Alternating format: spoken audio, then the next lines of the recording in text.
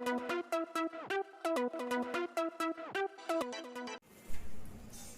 everyone, I am going to discuss about Niels Bohr's atomic model.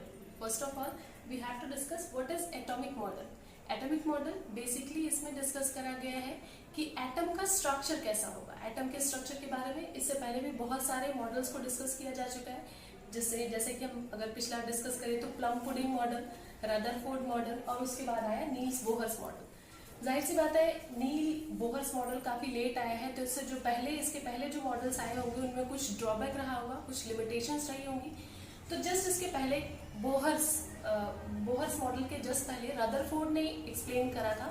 Rutherford ने जो explanation दिया था atomic structure के लिए, उसको अगर हम उसकी लिमिटेशन को डिस्कस करें तो लिमिटेशन क्या थी कि जैसा कि हम सभी को पता है कि एटम का स्ट्रक्चर जो होता है वो स्फेरिकल होता है, और रदरफोर्ड ने ये बताया था कि उसके अंदर उस एटम के अंदर एक न्यूक्लियस है। न्यूक्लियस में प्रोटॉन्स एंड न्यूट्रॉन्स एग्जिस्ट करते हैं। हमें पता है कि प्रोटॉन एक्वायर पॉजिटिव चार्ज, तो जो न्यूक्लियस होता है वो बेसिकली कैसा होगा, पॉजिटिवली चार्ज होगा। वो कैसा होगा, पॉजिटिवली चार्ज होगा। तो ये बात बताई थी रदरफोर्ड। रदरफोर्ड ने कहा था कि जो हमारे एटम में जो प्रोटॉन्स और न्यूट्रॉन्स प्रेजेंट होते हैं वो सब के सब न्यूक्लियस में होते हैं।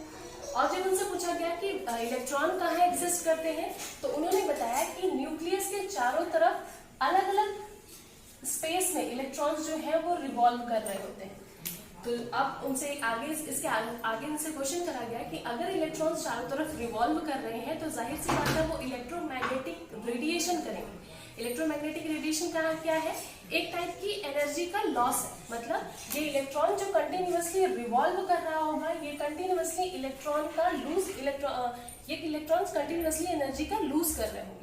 तो आगे ये आता है क्वेश्चन कि ये अगर इलेक्ट्रॉन कंटिन्यूअसली एनर्जी जो है वो लूज कर रहे होंगे, तो ऐसा होना चाहिए कि एक दिन ये रिवॉल्व करते करते एंड ऑफ द डे ये न्यूक्लियस में आके गिर जाना चाहिए।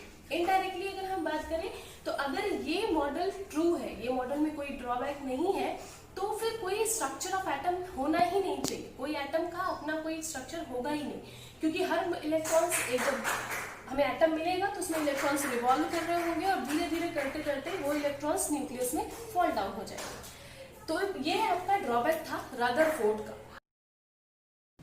रदरफोर्ड के ड्रॉबैक के बाद नील्स बोहर ने अपना एटॉमिक मॉडल प्रेजेंट किया, जिसमें पहली बात उन्होंने बिल्कुल रदरफोर्ड के ही जैसे रखी, सेम, कि एवरी एटम, जो भी हमारा एटम्स होगा, एवरी एटम हैव न्यूक्लियस। सबसे पहले तो उन्होंने जो बात बताई वो ऑलरेडी रदरफोर्ड ने बता रखी थी कि किसी भी एटम के पास न्यूक्लियस होगा और न्यूक्लियस पॉजिटिवली चार्ज्ड होगा,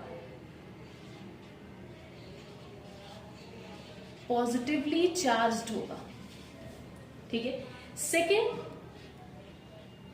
सेकेंड नील बोहर्स ने बताया कि कोई भी एटम का अगर ये न्यूक्लियस है, जो इलेक्ट्रॉन्स होंगे वो एक फिक्स्ड ऑर्बिट में रिवॉल्व करेंगे। तो सबसे इंपॉर्टेंट पॉइंट उन्होंने ये दिया कि इलेक्ट्रॉन्स जो होंगे वो फिक्स्ड ऑर्बिट को और भी एक नाम से जानते हैं, दैट इज शेल, राइट। तो कोई भी जो इलेक्ट्रॉन्स होगा वो एक फिक्स्ड ऑर्बिट में रिवॉल्व करेगा। रदरफोर्ड ने यही मिस करा था। उन्होंने ये तो बताया था कि इलेक्ट्रॉन्स रिवॉल्व करेंगे, बट वो ये एक्सप्लेन नहीं कर पाए थे कि वो एक फिक्स्ड ऑर्बिट में इलेक्ट्रॉन्स कंटिन्यूअसली रिवॉल्व करेगा।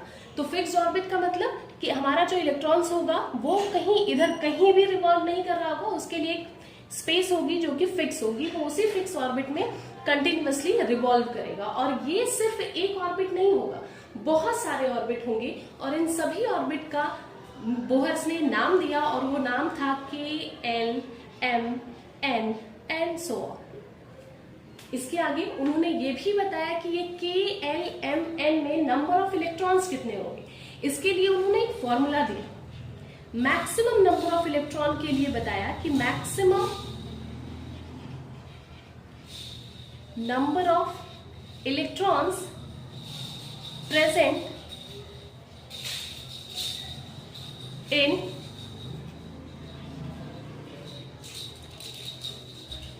Particular orbit is equal to 2 square. इस फॉर्मूले से हम सभी ऑर्बिट्स में कितने नंबर ऑफ मैक्सिमम इलेक्ट्रॉन हो सकते हैं उसकी कैलकुलेशन कर सकते हैं। फॉर एग्जाम्पल के लिए एन की, वेयर एन क्या है, यहाँ पे एन सबसे पहले हम बता दें तो N is equal to orbit number. So इससे हम इजीली कैलकुलेट कर सकते हैं। अगर के शेल की बात करें तो के शेल के लिए या के ऑर्बिट के लिए n इज इक्वल टू 1 होगा, और अगर इससे नंबर ऑफ इलेक्ट्रॉन्स को कैलकुलेट करें तो ये हो जाएगा 1 का square, that means equal to 2।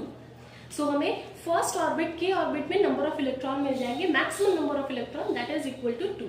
इसी तरह अगर हम बाकी के ऑर्बिट के लिए नंबर ऑफ इलेक्ट्रॉन्स को डिस्कस करें तो इस ऑर्बिट में k के लिए 2, L 8,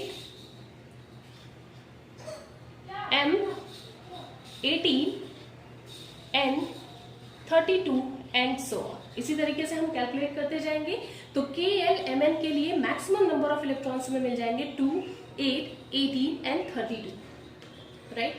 अब इनके नंबर्स ऑफ इलेक्ट्रॉन के साथ साथ हमें इनकी एनर्जी को भी अगर डिस्कस करें, ये ऑर्बिट्स की एनर्जी क्या होगी, तो जो ऑर्बिट न्यूक्लियस के जितने पास में होगा, जितना क्लोज होगा, उसकी एनर्जी उतनी ही कम होगी। और जैसे जैसे हम न्यूक्लियस से, जैसे जैसे ऑर्बिट जो होगा वो न्यूक्लियस से दूर होता चला जाएगा, मतलब सबसे आउटर मोस्ट अगर ऑर्बिट की बात करें उसकी एनर्जी सबसे ज्यादा होगी। मतलब न्यूक्लियस से जैसे जैसे दूर चलते जाएंगे ऑर्बिट की एनर्जी जो होगी वो कंटिन्यूअसली इंक्रीज करती चली जाएगी, कंटिन्यूअसली इंक्रीज उसमें चली जाएगी। तो सबसे इंपॉर्टेंट 3 इंपॉर्टेंट पॉइंट बोहर्स ने दिया। पहला इंपॉर्टेंट दिया कि न्यूक्लियस, किसी भी एटम में न्यूक्लियस एग्जिस्ट करता है जो कि पॉजिटिवली चार्ज होता है। दूसरी इंपॉर्टेंट बात उन्होंने बताई कि कोई भी इलेक्ट्रॉन फिक्स्ड ऑर्बिट में कंटिन्यूअसली रिवॉल्व करेगा, जिससे जो रदरफोर्ड का ड्रॉबैक था कि रिवॉल्व करते करते एनर्जी का लॉस होगा, इलेक्ट्रोमैग्नेटिक रेडिएशन होगी और जिसकी वजह से इलेक्ट्रॉन फॉल डाउन हो जाएगा, वो यहाँ पे नील्स बोहर्स ने कंप्लीटली उसको एक्सप्लेन करा कि ऐसा नहीं होगा, क्योंकि हर एक इलेक्ट्रॉन के पास अपनी जो एनर्जी होगी वो एक फिक्स्ड ऑर्बिट के लिए होगी।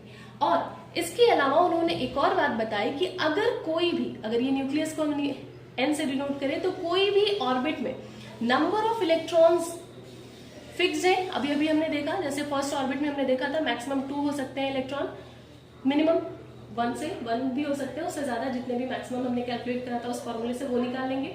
तो अगर कोई इलेक्ट्रॉन्स अगर एनर्जी को एक्वायर करता है या एनर्जी उसको मिल जाती है तो वो एक्साइटेड होकर अपने जस्ट नेबर वाले ऑर्बिट में एक्साइटेड स्टेट में चला जाएगा। एक्साइटेड स्टेट मतलब एनर्जी को एब्जॉर्ब करके वो अपने एक्साइटेड स्टेट में चला जाएगा और कुछ टाइम वहां रुकने के बाद वो रेडिएशन अपनी एनर्जी को वापस रिलीज करके वो फिर से ग्राउंड स्टेट में वापस आ जाएगा। सो रदरफोर्ड बोहर्स ने बताया कि आपके फिक्स्ड न्यूक्लियस होगा, पहला पॉइंट। सेकेंड पॉइंट इन्होंने बताया कि हर एक इलेक्ट्रॉन जो होगा वो फिक्स्ड ऑर्बिट में रिवॉल्व करेगा। थर्ड पॉइंट इन्होंने बताया कि जो ऑर्बिट होंगे उनमें फिक्स्ड और मैक्सिमम नंबर ऑफ इलेक्ट्रॉन्स हम 2n स्क्वायर से कैलकुलेट कर सकते हैं। और उसके बाद सबसे और भी इंपॉर्टेंट पॉइंट्स कि न्यूक्लियस से जैसे जैसे हम दूर जाते जाएंगे जो ऑर्बिट की एनर्जी होगी, जो आपके ऑर्बिट की एनर्जी होगी वो कंटिन्यूअसली इंक्रीज होती चली जाएगी। मतलब सबसे लोअर एनर्जी जो होगी वो न्यूक्लियस के जस्ट पास वाले ऑर्बिट की होगी।